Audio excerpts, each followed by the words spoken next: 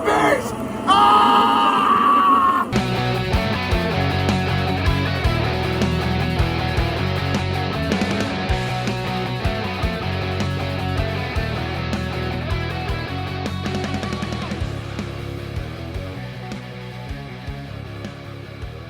Hello and welcome back to another episode of Not the Bees, the Nicolas Cage filmography podcast. My name is Megs. And I'm Elizabeth.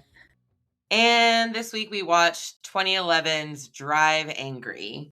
John Milton escapes from hell after stealing Satan's gun, the God Killer, to kill Jonah King, who's played by Billy Burke, a satanic cult leader who murdered Milton's daughter and plans to ritually sacrifice Milton's infant granddaughter to unleash hell on Earth. After interrogating and killing some of King's followers in Colorado, Milton discovers that the ritual will take place in Stillwater, an abandoned Louisiana prison. On his way there, he stops by a diner where he meets Piper Lee, a waitress. Milton sabotages Piper's 1969 Dodge Charger, offering to fix it in exchange for a ride. After she drops him off, Piper walks in on her boyfriend, Frank, cheating on her. Piper beats the woman, tosses her outside, and assaults Frank, who knocks her unconscious. Milton, who's walked to the bus stop to catch a bus to where he needs to go, comes to Piper's aid and quote-unquote borrows Frank's Dodge Charger, taking Piper with him to Stillwater. Staten's operative, who's called the Accountant, arrives on Earth with the mission to retrieve Milton and the God Killer. The Accountant interrogates Frank and discovers Milton's destination. After killing Frank, he poses as an FBI agent, tricking a pair of state troopers into helping him. Stopping at a shady motel, Milton has sex with Candy, a waitress from a nearby bar. King and his men attack, and Milton violently dispatches them with many rounds of gunfire, leaving the naked and terrified waitress completely traumatized. The Accountant appears with the police officers and chases Milton and Piper, who by now are far ahead of them, hotly pursuing King in his RV. Milton uses the God Killer to shoot at the Accountant, causing him to drive off of a bridge. They follow King to a former church, find it filled with King's Satan worshippers, and are ambushed and captured by the cult. They kidnap Piper and shoot Milton in the eye, leaving him for dead. He awakens, kills King's cult, and pursues the RV in the Charger. Piper breaks free from his goons in the RV, fights King, and then jumps through the RV's shattered window onto Milton's car hood. King disables the Charger by shooting its engine. Milton and Piper meet Milton's friend Webster, who gives them a 1971 red Chevelle SS. Piper discovers that Milton is undead and has to abandon his daughter to protect her, which allowed King to manipulate her into joining his cult. Webster reveals that he was a pallbearer at Milton's funeral when he died 10 years earlier in a shootout. Piper also discovers that the God Killer has the power to destroy a soul, preventing it from going to either heaven or hell. Meanwhile, one of King's surviving men tells the Accountant why Milton is chasing them. After arming himself, Milton tells Piper and Webster to leave, but Piper says that she has never before had a worthy cause to fight for and is with him now regardless of the consequences. With the help of the now intrigued Accountant, they evade sheriff's troopers and arrive at Stillwater. The Accountant captures Piper and forces Milton to surrender the God Killer before he can battle King. He allows Milton to attempt to save his granddaughter, however, noting that Satan despises sacrifice of innocence in his name. While Milton slaughters King's men before they can sacrifice his grandchild, Piper escapes from the Accountant with the God Killer. King eventually gets the upper hand on Milton and savagely beats him. Piper fires the God Killer at King but misses, knocking herself out. King is enraged when another follower refuses to sacrifice the infant. The Accountant attracts King's attention, allowing Milton to grab the God Killer and obliterate King and his soul permanently. The Accountant retrieves the infant and allows Milton to say goodbye to his granddaughter. Milton gives her to Piper, who promises to always care for her. Webster arrives and looks on as Milton quote-unquote dies. And then after both Piper and Webster have left, Milton makes good on his earlier promise to Webster and drinks a beer from what remains of King's skull. He agrees to return to hell, promising to escape again if the punishment remains too severe. The Accountant says that he looks forward to that escape, then manifests a 1957 black Chevrolet Bel Air, and Milton drives them both back into hell. The end. Elizabeth? Yes, dear. What did you think of this movie? I kind of love this movie. Okay, good, because I also kind of love this movie. It's not good at all. Oh my god, but the gore level. The gore level, the action sequences. It is so gory, cheesy good. It is so gory, cheesy good. It is, I found myself not hating Amber Heard in this. I'm not usually a big fan of hers, but I thought she was well suited to the role. I thought Nick Cage looked with his blonde hair like Ryan Gosling. I thought that it's so chock full of hey, it's that guys. So many, right? It's So many. fantastic. It's fantastic. This movie really very early on roped me in and really had me enjoying it. Yeah. William Fichtner was the accountant. He's definitely a hey, it's that guy. He's done like some sort of like lead side character roles, like second lead or something, but he's really like at his heart, he's a hey, it's that guy, and we love him for that. He's a character actor. Yeah, and we love him for that. David Morse played Webster.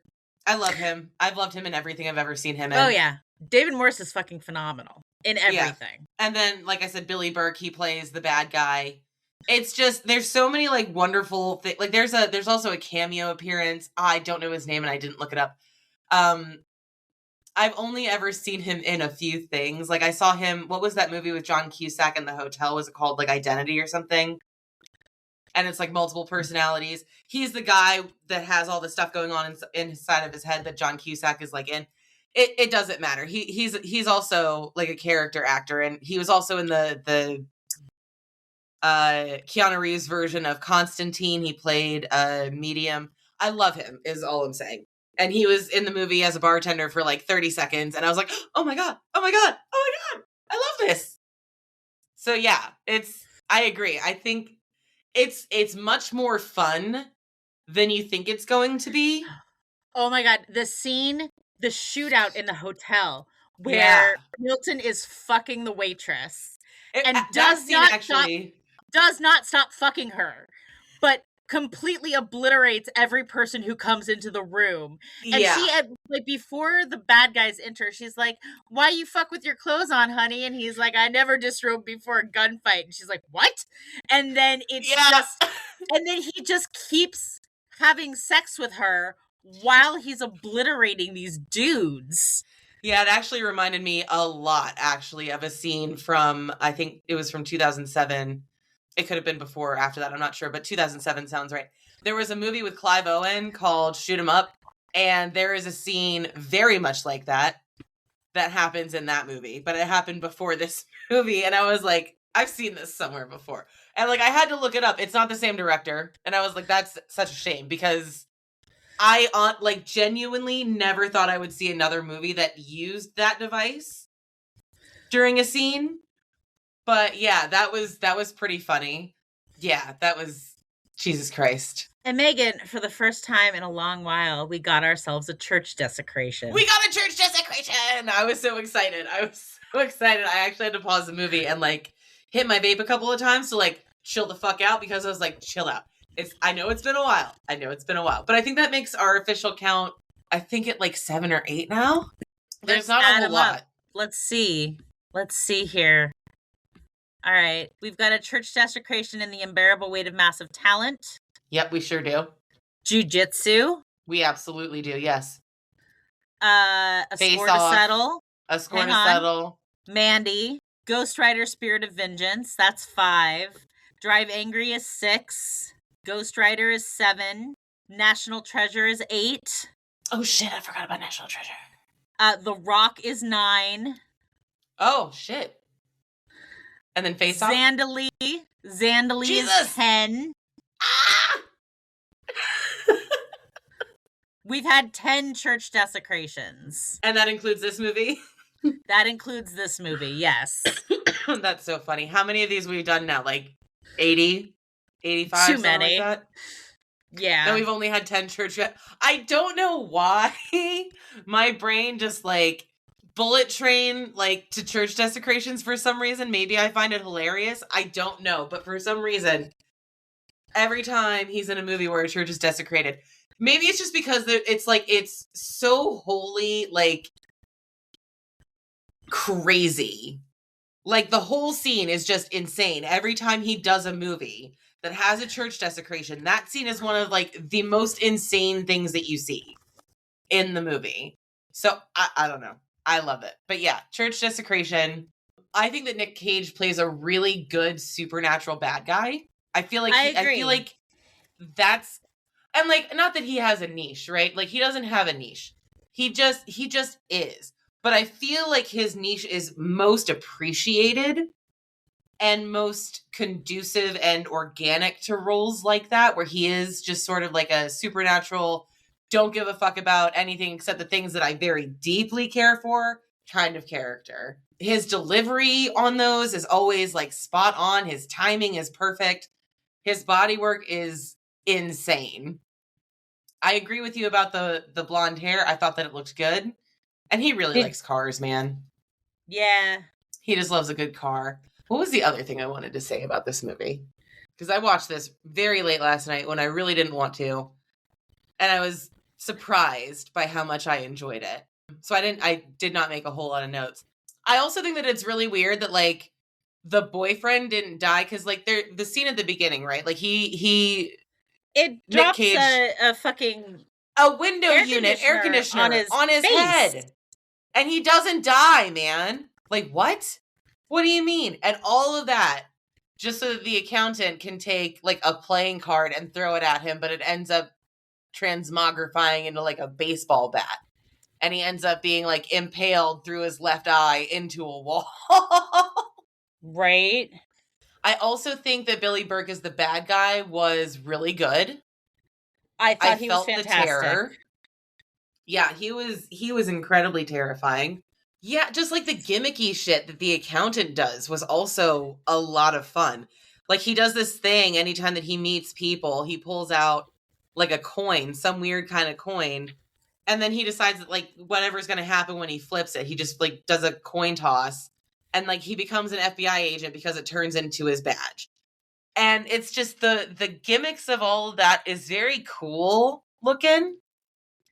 I don't know. Visually, this movie I thought visually this movie was fantastic. Yeah, like visually this movie is great. The action sequences are very tight. They're very well choreographed. They're very well acted. Yeah, like I mean, the dialogue, of course, leaves something to be desired, but it's not really the kind of movie that, you know, you expect to have, you know, long, profound conversations. Like it's literally about cars, revenge, loud music, the devil, and hot girls. Like that's yeah. It's rock and roll. Yeah, this movie is absolutely rock and roll. What would you rate this movie? Oh, I think it's an A. Yeah. I think I agree with you. I think I can agree with it being an A. I did not have very high expectations, and yet I was pleasantly pleased with it. Yeah. What would you give Cage's acting in this movie? I would give it an A++, honestly. I think that he knocked this role out of the park. I think that he really embraced the character. I really loved his performance in this. I agree with you. I also really loved his performance. You know what? I will agree that it is an A++. This was a really enjoyable movie. I do feel like his character was holding it together the entire time. So this is definitely not like a super good movie. This is a fun fucking movie. Yeah. This is a movie that you're going to have a lot of fun with, but it is not obviously going to win any awards. This isn't going to change anyone's life. Like no one's going to watch this movie and come out of it understanding something different about themselves or life, right? Like it's not that kind of movie. It's definitely just a rip-roaring, slightly satanic joyride to take down a cult and save a baby. Like that's what it is. So I agree with you with the A for the movie and the A++ for Cage. I thought it was directed really, really well. I thought it had a lot of spunk to it, but it isn't like there's no over reliance on flashy gimmick shots, but they do really well getting the gore across. And they do really well with like blood splattering and flying against the walls. And you know what? It looks old school. It looks like they used old school techniques. You're right. I think so. And very little of it looks digital. Like there's a scene where William Fincher steps out of the hydrogen truck and onto the hood of a cop car, and you can clearly see that is like green screened. Yeah. Like, that is digitally done. That is not... Right. But there's no way to have practically got that shot, because what he actually did was drive an oil tanker through a roadblock of cop cars, and then he upended it and had it roll over top of the hoods of the cars. And, like, as it was going to start rolling, that's when he stepped out of the car. And, like, there's no fucking way. But practically speaking, the very opening scene sees Nicolas Cage driving after these three losers in a pickup truck. And his car, they think that they've lost him, but then his car comes out in front of them, and their truck hits the car and flips end over end in what is obviously a practical effect. And I lose my shit for practical effects like that, because it's so easy and so lazy to CGI that shit now. Yeah. And it's probably cheaper to CGI that shit now. Oh, I'm sure it is. But it looks so much better when you do it practically. Yeah, I agree. So I really felt like the production values on this film were really high. I mean, they kind of were. They had a budget of like $50 million for this movie. So, I mean, they had money to do a lot of practical stuff. And I mean, the thing about car movies, because this is a movie about cars. Like, I don't give a shit what the plot is. I don't care what Milton's on his way to do. This movie is about the car, okay? That's why it's called Drive Angry. No one says at any point to drive angry in this movie. It's about the car. And the thing about movies that are about cars that isn't, Pixar's Cars, you have to be practical with your effects. Otherwise, it's not a car movie. It's Pixar's Cars. So, like, no, I 100% agree with you with the genuine feeling of watching a good practical effect. And it was a really good effect. And yeah, the only time that you could tell that there was any kind of, like, CGI, green screen, something, anytime something's overlaid on top of another, is that scene with the tanker truck. And then I think a couple of times with, like, fire scenes. But, like, procedurally generated fire is a lot safer in enclosed spaces than actual fire. But they did have a lot of real fire. And I also agree with you with the gore level, because not only was it a gory movie, it was tastefully gory. Like, some people make gory movies that are literally just covered in blood, and sometimes it's that situation is called for. Like, Mandy, totally fine, he's covered in blood the entire time, because, like, it comes out of humans, and the way that he's killing them, you're gonna get a lot of blood on you. But, like, there are movies, there are slasher movies that are made that are, like, their entire budget must have been for corn syrup, because that's not, to me, that's not realistic. Like, when I'm looking at things like that, like, I prefer something to look more realistic than outlandish, unless the subject of bleeding is not human. Then I can get behind it. Like, if we're talking about, like, packs of, like, werewolves or something going at each other and, like, crazy amounts of blood, sure, I can take that. I can't do it with human stuff, because I know how much blood is inside a human body, It's a little too much. But there was also, with regard to the blood, there was one scene that I had to rewind it and watch it again. It's the scene where Jonah King kills Milton's daughter. Yeah. And so she's literally just given birth. Her and her, like, she left the cult, met a guy, they got married, and they're about to have a baby. They're on the run from this cult. And she ends up having this baby in, like, a fucking motel room. And then as soon as the baby's born, Jonah is there. And he takes the baby, and then he tries to make her do something very gross, and she does something that he didn't like. So he slashes her throat, but you never actually see him slash her throat. There's just, he's about to do the motion, and then we pan to the wall next to her, and this giant slash of blood hits it. Yeah. And that, to me, is more effective. I agree. And it's so artfully done. Yes. And it's so, it hammers home what happened in a way that is more visceral than if you actually see him slice her throat. Yeah. Because, and especially, like, at this point in this scene, because this is a scene that's showing us Milton's motivation, but, like, I love it when studios do things like that. Like, I'm fine with gore being on as long as it's not, overdone. Some people like to overdo it. Some people like that shit. I don't understand them, whatever. But I genuinely love, like, a very tasteful, like, blood spatter. Like, I know that sounds probably really stupid, but, like, it's one of the reasons that I love Dexter so much. Is because, like, they had, like, forensic pathologists there, like, teaching them how the blood spatter should look. And, like, yeah, you want it covered in blood, but, like, literally, like, 8 drops in a range would be good rather than, like, a puddle. Like, you know what I mean? Like, practical effects like that make me believe the story more. Yeah. In my opinion. Yeah, I agree. Yeah. All right, well, I think that's going to do it for us here this time. As always, we want to thank you for listening. We certainly appreciate anybody that's hanging out with us, especially if you've made it this far. You can find us on all of your regular podcatchers. We are also on YouTube at Not the Beast Pod. On socials, we're on Instagram at Not the Beast Pod. And if you're feeling generous, which we certainly hope some of you are, we definitely couldn't make this podcast without you guys.